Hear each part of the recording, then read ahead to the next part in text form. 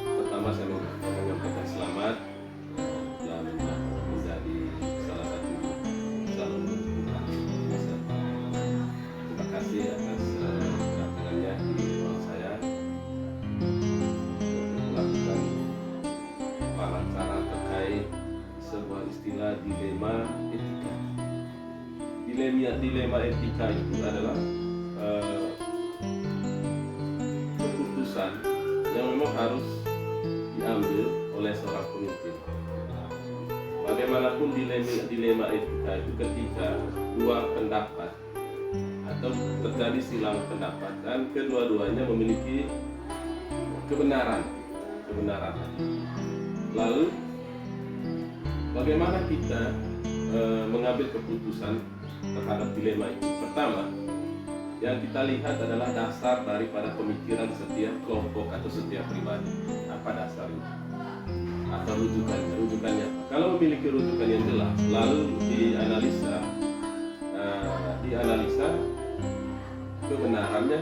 Kalau memang benar ya kita harus ambil putusan. Lalu kemudian lihat juga. Yang pertama saya bilang tadi dasarnya. Kemudian yang kedua adalah manfaatnya.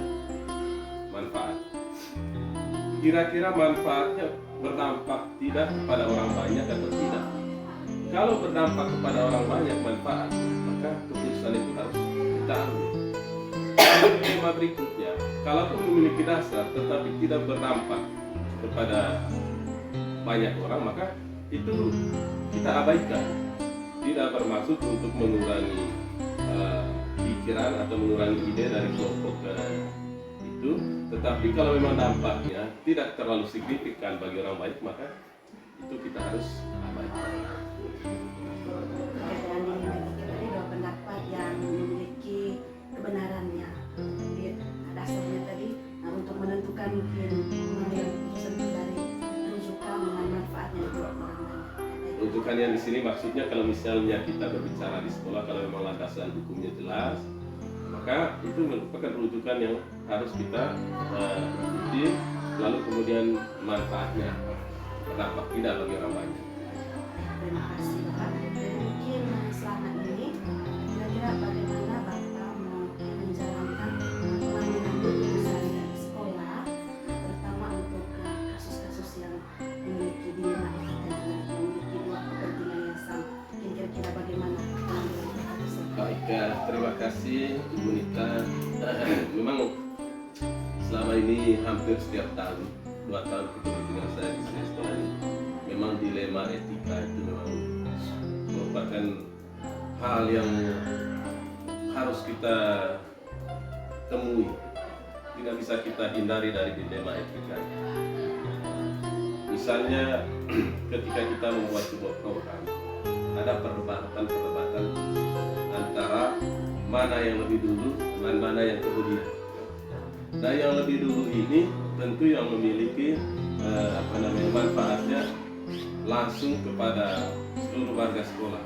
Nah, yang kemudian ini tidak terlalu bermanfaat langsung. Itu yang lebih manfaat, lebih bermanfaat. yang diprioritaskan.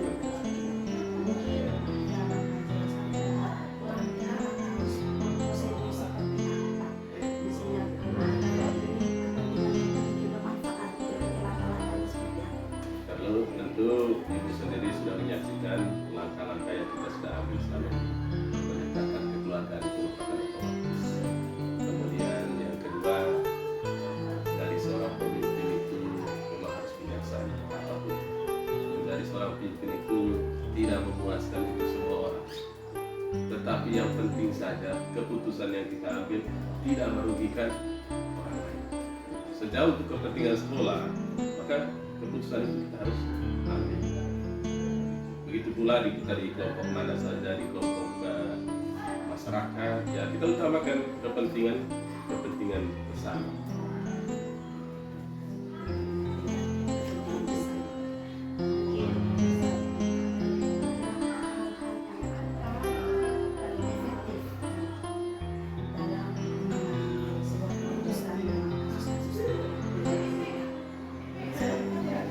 Pertama, tentu kita melakukan pendekatan secara persuasif, pendekatan dari hati ke hati terhadap setiap pihak yang kepentingannya itu atau idenya itu kita cenderung mengabaikan. Pendekatan persuasif di sini maksudnya memberi penjelasan bahwa yang kita maksudkan tadi itu sudah saya pahami, sudah saya mengerti dan manfaatnya baik, tetapi tidak terlalu mendesak. Yang lebih mendesak ya ide-ide seperti ini, karena contohnya gini, mana lebih dulu buat taman atau perbaiki meja kursi di kelas. Itu hal sederhana seperti itu. Kemudian mungkin hal lainnya, mana yang lebih dulu, printer atau meja. Tentu yang lebih dulu kan printer, karena kita bisa mencetak bahan ketikan kita untuk kepentingan anak. Ketimbang kita hanya menyiapkan meja, anak-anak tidak punya bahan untuk belajar. Mau tidak mau kita punya bahan belajar untuk lalu hasil cetakan salah satu.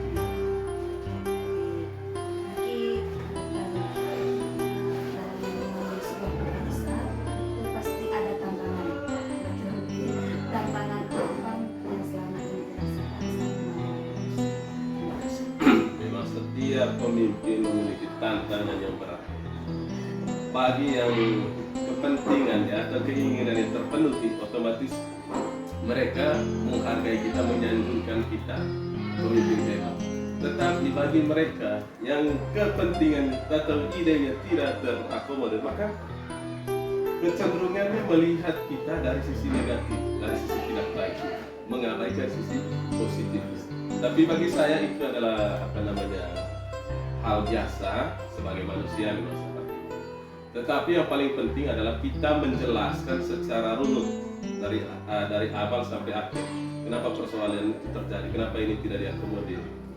Jangan sampai yang bersangkut hanya memahami di bagian depannya, di bagian belakangnya tidak tahu.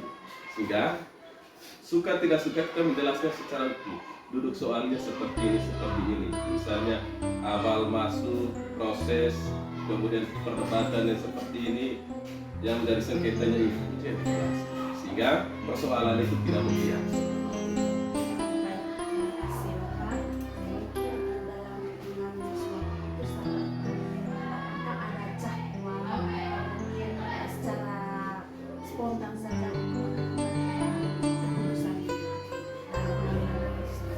Baik, terima kasih. Tentu dalam mengambil keputusan, kalau kita misalnya menunggu waktu lama, maka proses kerjanya pun lama. Tetapi kalau keputusan secepatnya ambil, asalkan saja kita punya kajian-kajian yang mendasar dari sisi regulasinya, kemudian manfaatnya. Karena kita kerja di sekolah, di basisnya ada regulasi. Mungkin mungkin ini juga untuk kita bahan pembelajaran bersama, sekaligus untuk kita memberikan pemahaman bersama. Selama kepemimpinan saya di sekolah ini, dasar pijakan saya mengambil keputusan adalah regulasi. Berkaitan dengan pendidikan, saya perlu jelaskan beberapa regulasi. Pertama, Undang-Undang Sisdiknas nomor 40 tahun 2003. Kemudian yang berikut ada peraturan pemerintah. Lalu yang mengalami perubahan-perubahan itu adalah Permendikbud tentang standarisasi, Permendikbud tentang standar proses, Permendikbud tentang standar sarana dan prasarana, Permendikbud tentang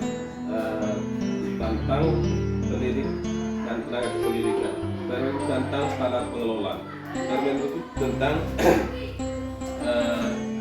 standar penilaian, standar kompetensi lulus. Itu adalah dasar pijakan kita mengambil keputusan.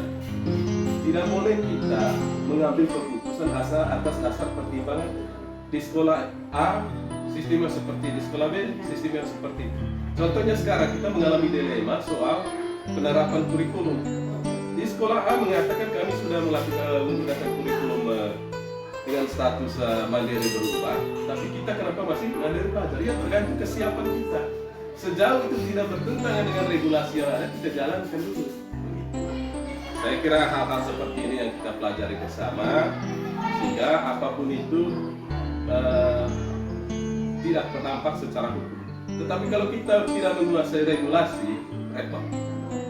Pasti perdebatan itu tidak akan ada hasil.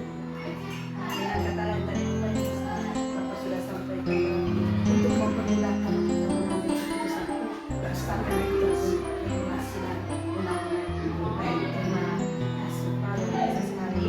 Jadi mungkin ada beberapa hal yang dapat saya simpulkan dari yang disampaikan oleh Bapak tadi, bahwa dalam pengambilan keputusan yang mengandung dilema etika itu kita harus memprioritaskan yang sangat bermanfaat sesuai dengan rencana.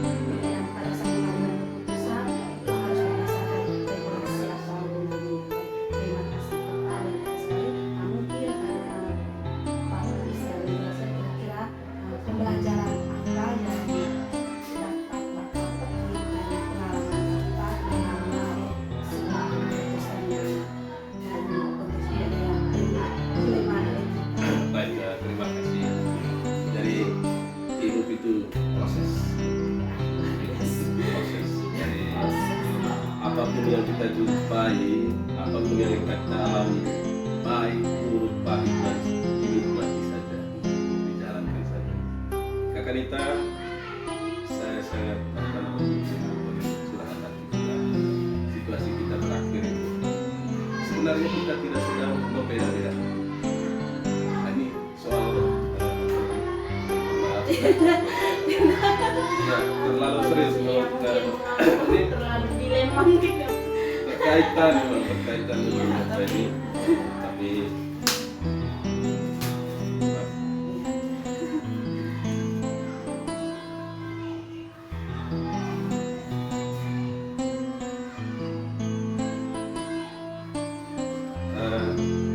pertama terkait dengan pengalaman yang kita rasakan.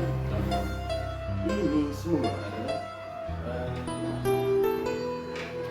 keputusan yang harus kita ambil. Kita di sekolah kita ini selama kepemimpinan kita bersyukur kepada, makanya setiap kali saya mengamali sambutan, mengakhiri sambutan, Tuhan paling saya junjung tinggi. Kalaupun tidak sesuai dengan kebawaan saya selanjutnya, tetapi saya menghargai Tuhan yang menguasai semua atas karya kita. Buktikan saja 2 tahun terakhir ini kita meloloskan tenaga teman-teman P3K, baik itu sekolah melakukan intervensi langsung maupun tidak langsung. Tidak langsungnya contohnya kata Nita dengan teman-teman dengan perjuangan seni, tapi keterlibatan sekolah ada di sini. Mengabdi di sekolah, banyak sahabat, banyak belajar, sehingga begitu disodorkan soal uji kompetensi bisa dijawab sehingga lolos. Nah, sehingga atas dasar kesuksesan itu kita buka ruang lagi. Bagaimana generasi muda ini yang masih aktif kita Mungkin yang disampaikan tadi untuk terkait dengan kita pengambilan keputusan itu penting. Seperti yang kami sudah pelajari di pendidikan bergerak itu ada pengambilan keputusan yang melihat berbasis akhir, lihat hasil akhirnya nanti, bagaimana manfaatnya untuk anak ke depannya, untuk keputusan yang kita ambil yang hasilnya yang sangat bermanfaat. Kemudian sudah disampaikan juga bahwa keputusan itu sebelum kita menentukan sebuah keputusan kita harus pahami dulu regulasinya dan undang-undangnya. Jadi itu yang saya petik dari apa yang disampaikan oleh Bapak tadi. Kemudian pembelajaran yang diambil dari apa yang disampaikan oleh Bapak itu dimana hidup ini adalah proses, itu luar biasa sekali Bapak. Dari hidup itu proses, kita bersyukur apa yang kita miliki. Itu yang saya petikkan. Satu prinsip yang paling utama saya pakai, walaupun itu saya copy paste dari media-media Facebook, bahwa orang tidak pernah lahir dari atau pelaut ulun tidak lahir dari laut yang tenang, dari ombak yang tenang. Pelaut ulun lahir dari ombak yang pecah. Nah, apapun ombak itu kita jalani, kita nikmati. Soal apa namanya face, kemudian pergolakan batin kita sesuaikan. Namanya itu istilahnya manajemen emosional, manajemen atau kontrol emosi. Saya kira. Oke, terima kasih Bapak atas waktunya. Mungkin itu saja pertanyaan yang harus saya sampaikan terkait dengan. Mungkin saya bisa tambahkan sedikit terkait dengan keputusan-keputusan dampak akhirnya. Saya kira 1 tahun kepemimpinan kita di sekolah ini, ya kalau kita mau jujur, dampak akhirnya ada. Misalnya kita merekrut tenaga guru musik, dampaknya ada.